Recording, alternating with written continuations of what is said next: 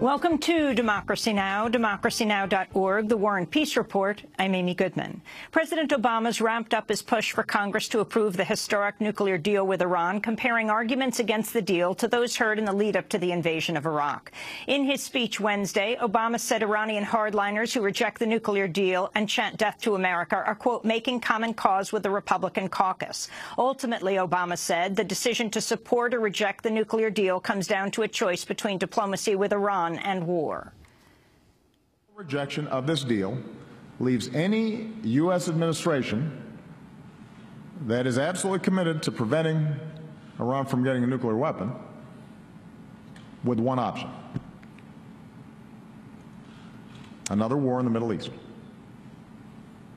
In news from Europe, an overcrowded fishing boat carrying as many as 700 migrants capsized in the Mediterranean Sea off the coast of Libya Wednesday. At least 25 people died and as many as 100 more are feared to have drowned, according to Italian officials. Human rights groups say at least 2,000 migrants have died this year trying to cross the Mediterranean to reach Europe.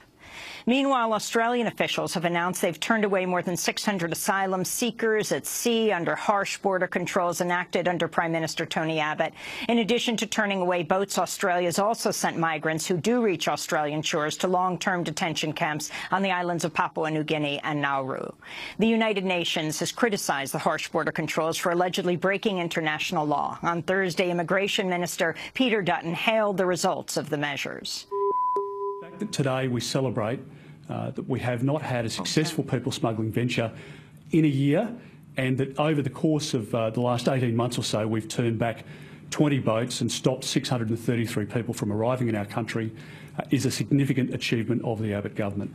An Egyptian militant group linked to ISIL has released a video threatening to kill a Croatian hostage within 48 hours unless Egypt releases female Muslim prisoners. The video shows a man kneeling in a jumpsuit in front of a masked man with a knife. He identifies himself as Tomislav Salopek, an employee of a French geoscience company that provides seismic data for the oil and gas industry. The militant group behind the video and the kidnapping is reported to be the Sinai province, which pledged allegiance to ISIL in 2014. The video's release comes as Egypt prepares to host hundreds of foreign officials at today's inauguration of the $8.5 billion expansion of the Suez Canal. Pentagon officials say the United States has launched its first drone strike into Syria from Turkey's Incirlik air base. Turkey opened the air base to U.S. strike aircrafts last month following the deadly attack in the Kurdish city of Suruc. The airstrike comes as the U.S. and Turkey are planning a joint campaign to push ISIL from a 60-mile-long strip of northern Syria along the Turkish border. In Hiroshima, Japan, temple bells tolled this morning as a solemn crowd marked 70 years since the United States dropped the world's first atomic bomb on the city. Shockwaves, radiation, and heat rays took the lives of some 140,000 people, nearly half of the town's population. Hiroshima Mayor Kazumi Matsui marked the anniversary by calling for the abolition of nuclear weapons. In order for us to live together, we need to end the use of all nuclear weapons, the ultimate and inhumane pure evil. And the moment to get this done is now. 3 days after the atomic bombing of Hiroshima, the United States dropped a second atomic bomb on Nagasaki, killing another 74,000 people. We'll have more on the bombings with Nobel Prize-winning Japanese novelist Kenzaburo Oe after headlines. In other news from Japan, at least 25 people have died amidst record-breaking heat. Tuesday marked Tokyo's 5th consecutive day of temperatures over 95 degrees Fahrenheit, making it the longest such heat wave on record. In another sign of climate change, Puerto Rico is also facing an extreme drought. Dry conditions have prompted the government to extend water rationing, meaning a total of 400,000 residents will now receive water only every third day. In California, meanwhile, the largest of many drought-fueled wildfires has grown to 106 square miles, crossing highways and defying attempts to bring it under control. This year is on pace to become the warmest on record.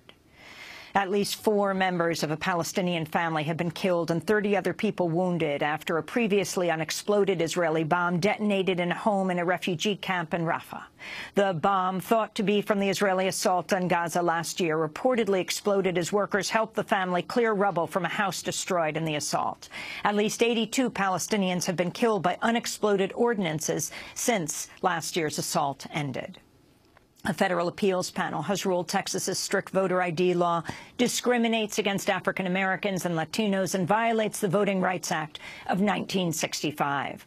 Wednesday's ruling came one day before today's 50th anniversary of the signing of the Voting Rights Act. Texas's voter ID law is among the strictest in the country, requiring all voters to bring a government-issued photo ID to the polls. The appeals panel ruled the law has a discriminatory effect on voters of color, but in a partial defeat for voting rights advocates, the court also ordered a lower court to re-examine its previous ruling. Texas lawmakers acted with racial discrimination in mind when they passed the law.